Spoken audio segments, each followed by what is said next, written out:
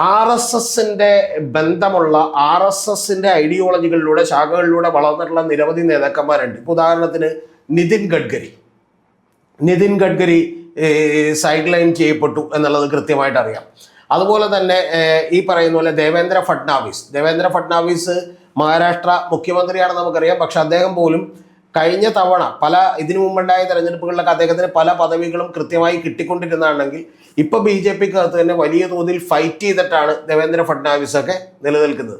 അതേസമയം തന്നെ കോൺഗ്രസിൽ നിന്ന് അങ്ങോട്ട് ചെന്ന നേതാക്കന്മാരുണ്ടല്ലോ. ഇപ്പൊ ഉദാഹരണത്തിന് ഹിമന്ത ബിശ്വ ശർമ്മ ആസാമിലെ മുഖ്യമന്ത്രിയാണ്. അത് BJPക്കകത്ത് വലിയ തോതിൽ പ്രാമുഖ്യം കിട്ടുകയും BJPയുടെ നാവായി മാറുകയൊക്കെ ചെയ്തു. അശ്വനി വൈഷ്ണവ് ഇതുപോലുള്ള ആളാണ്. ഇനി നമുക്ക് കേരളത്തിലേക്ക് പോലും നോക്കിയാൽ ഈ കാര്യം കാണാം. കാരണം കേരളത്തിൽ പോലും RSSനകത്ത് ഈ പറയുന്ന ഒരു സെക്രട്ടറിയെ BJPക്കകത്ത് ഒരു സെക്രട്ടറി RSS കൊടുക്കുമായിരുന്നു സംഘടനാ കാര്യങ്ങൾ മൊത്തം നോക്കാൻ. പക്ഷെ ഇപ്പൊ കുറെ നാളുകളായിട്ട് ആ പോസ്റ്റ് ഒഴിഞ്ഞു കിടക്കുകയാണ്.